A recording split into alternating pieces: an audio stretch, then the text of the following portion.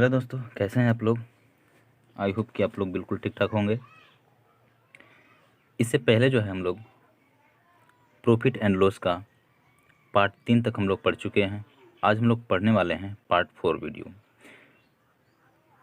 Question number है 7। इससे पहले हमने पिछले वीडियो में बता दिया है। अगर आप नहीं देखे हैं तो इसके डिस्क्रिप्शन में आपको लिंक मिल जाएगी, वहाँ से आप उस वीडियो को देख सकते हैं। ठीक है। और एक चीज़ और, अगर आप पहली बार इस वीडियो को देख रहे हैं तो प्लीज़ इस चैनल को सब्सक्राइब करना ना भूलें, लाइक करें और कमेंट भी करें। ठीक है, तो आते हैं हम सीधा सीधा प्रश्न पे। क्वेश्चन है कि आकाश एक साइकिल 470 रुपये में खरीदा तथा उसकी मरम्मत पर 130 रुपये खर्च किया। खरीदा कितना में? 470 रुपये में। और उसकी मरम्मत पर कितना खर्च किया? 130 रुपया। तो यहाँ पे क्रयमूल्य बराबर क्या हो जाएगा? तो क्रयमूल्य बराबर हो जाएगा जितना में खरीदा है वो और जितना खर्च किया है वो, ये दोनों ऐड हो जाएगा। यानी कि 4 और 5 यानी कि 600 हो जाएंगे। यानी कि क्रयमूल्य बराबर कितना हो जाएंगे? 600 रुपये। और वह बेचता है कितना में? 720 रुपये में बेच देता है। यानी कि विक्रयमूल्य क्या हो जाएगा? तो विक्रयमूल्य हो जाएगा 720 रुपये। ठीक है। तो यहाँ हम देख रहे हैं कि विक्रयमूल्य जो है बड़ा है किससे? क्रयमूल्य से। जब विक्रयमूल्य बड़ा हो क्रयमूल्य से तो क्या होगा? लाभ होगा। ठीक है, लाभ होगा। क्या होगा? लाभ होगा। यानी कि 720 और माइनस 600 यानी 120 रुपया। 120 रुपया हमारा लाभ हो गया। अब हमें निकालना है प्रतिशत लाभ। तो प्रतिशत लाभ बराबर हम बताए हैं कि लाभ गुना 100 बट्टा क्रयमूल्य। तो लाभ हो रहा है यहाँ पे 120 और गुना 100 बट्टा क्रयमूल्य कितना हो जा रहा था? तो 600। ये कटेगा 6 बार में और ये कटेगा यानी 20। यानी जो प्रतिशत लाभ हो रहा है वो कितना हो रहा है? 20%। It will be your answer. बात समझ में आ गया होगा। चलिए बढ़ते हैं हम लोग अगले क्वेश्चन में। अगला क्वेश्चन है, एक पंखा का क्रयमूल्य 250 रुपये। एक पंखा का क्रयमूल्य कितना है? 250 रुपये। और उसे 20% लाभ पर बेच दिया जाता है। तो विक्रयमूल्य ज्ञात करना है। ठीक है।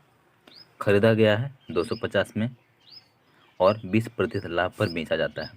तो एक चीज़ हम बताए होंगे, एकदम साधारण भाषा में पहले समझेंगे इसको हम।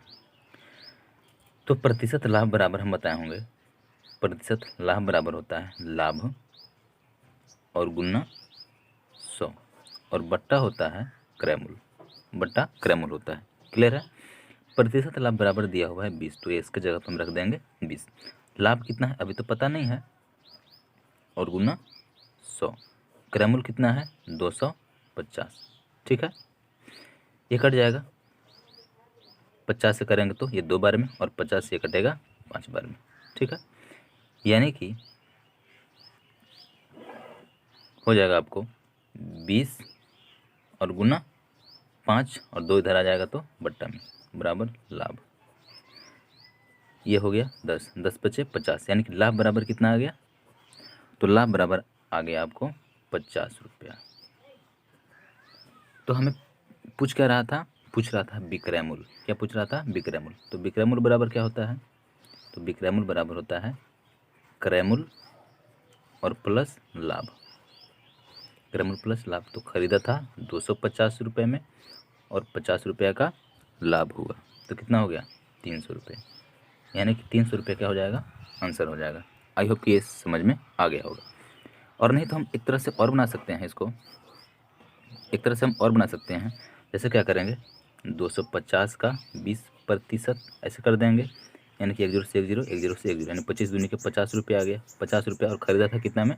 खरीदा था 250 में। खरीदा था 250 में और लाभ दिया 50 रुपये लिया, यानी कि 300 रुपये। ऐसे भी हम बना सकते हैं। तो पहला नंबर समझने के लिए ये तो बनाना ही होगा। ठीक है। बढ़ते हैं अगला क्वेश्चन की ओर। अगला क्वेश्चन है, एक कलम 20 रुपये में खरीदी गई। एक कलम कितना में खरीदी गई? 20 रुपये में। और 20% की लाभ प्राप्त करने के लिए उसे कितना रुपए में बेचना पड़ेगा? ठीक है। एक कलम जो है 20 रुपये में खरीदी गई है और 20% उस पर लाभ प्राप्त करना है। कितना? 20% लाभ प्राप्त करना है। 20% लाभ प्राप्त करने के लिए उसे कितना मूल्य पर बेचना होगा, ये बताना है। तो ये जो है काफ़ी सिंपल सा क्वेश्चन है, इस तरह क्वेश्चन हम पहले बताए हुए हैं। तो ये जो है आपका रहेगा HW। ठीक है, इसका हम आंसर आपको बता दे रहे हैं। इसका आंसर है 24 रुपया। इसका आंसर है 24 रुपया। आप बनाइए और देखिए। ठीक है, बढ़ते हैं हम अगले क्वेश्चन की ओर। क्वेश्चन नंबर 10 है, 820 रुपये की साइकिल को यदि 5% लाभ पर बेचा जाए तो उसका क्रय मूल्य या फिर विक्रय मूल्य क्या होगा। ये भी उसी तरह से है, लेकिन इसको हम बना देते हैं। ठीक है, साइकिल 820 रुपये का है, यानी कि क्रय मूल्य बराबर कितना, क्रय मूल्य बराबर हो जाएगा आपको 820 रुपये। ठीक है, प्रतिशत लाभ यहाँ पे दे रखा है। प्रतिशत लाभ कितना है, तो 5% दिया हुआ है। उसका विक्रय मूल्य पूछ रहा है, तो विक्रय मूल्य पूछ रहा है तो पहले हमें लाभ निकालना होगा, और नाम लाभ निकाल करके तब हम विक्रय मूल्य ज्ञात करेंगे। ठीक है, तो चलिए, यानी कि इससे पहले हम बताएं प्रतिशत लाभ बराबर सूत्र क्या होता है। प्रतिशत लाभ बराबर सूत्र जो होता है वो होता है लाभ गुना 100 और बट्टा क्रय मूल्य। ठीक है, क्रय मूल्य होता है। तो यहाँ पे लाभ कितना है, लाभ तो नहीं पता है, प्रतिशत लाभ पता है 5, लाभ तो नहीं पता है, ज्ञात करना है, और गुना 100, क्रय मूल्य कितना है 820 रुपया। ठीक है, यानी कि क्या हो जाएगा, 5 गुना 820 और ये नीचे आ जाएगा भागा में, यानी कि 100 हो जाएगा। ठीक है, एक जीरो से एक जीरो कट जाएगा, और 5 एकम 5 और 5 दूनी के 10, और 2 से कटाएंगे तो 2 चौके 8 और 2 एकम 2, यानी कि लाभ बराबर क्या आ गया, लाभ बराबर आ गया आपको 41 रुपये। ठीक है, तो पूछ रहा है कि विक्रय मूल्य क्या होगा, तो विक्रय मूल्य बराबर क्या होता है, विक्रय मूल्य बराबर होता है, विक्रय मूल्य बराबर क्या हो जाएगा यहाँ पे, तो क्रय मूल्य और प्लस लाभ हो जाएगा, क्रय मूल्य प्लस लाभ हो जाएगा। क्रय मूल्य खरीदा था कितना में, 820 रुपये में, कितना में खरीदा था 820 रुपये में, और 820 और प्लस 41, यानी कितना हो जाएगा 861 रुपया, 861 रुपया आंसर हो जाएगा। बात समझ में आ गया होगा। बढ़ते हैं अगले क्वेश्चन की ओर। चलिए, क्वेश्चन नंबर 11 भी कुछ उसी तरह से है। कह रहा है कोई कुर्सी 120 रुपये में खरीदी गई है और 15% के लाभ पर बेची जाती है, 15% के लाभ पर बेची जाती है, तो विक्रय मूल्य ज्ञात करना है। ये भी क्वेश्चन बहुत आसान है, पिछले क्वेश्चन के ही जैसा है। ये भी क्वेश्चन आप खुद से बनाएंगे, मैं इसका आंसर बता दे रहा हूँ। इसका आंसर जो है 138 रुपया है। ठीक है, तो काफ़ी आसान है ये क्वेश्चन, आप बना लेंगे। बढ़ते हैं अगले क्वेश्चन की ओर।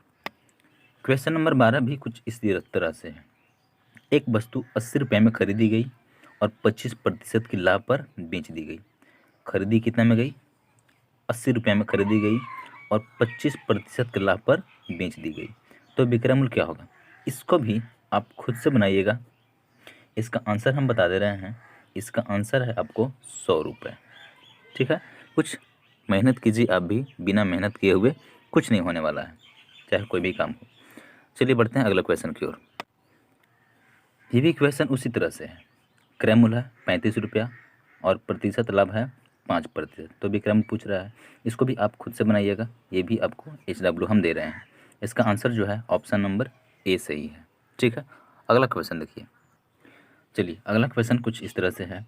600 रुपये की रेडियो को 12% की हानि पर बेची जाती है।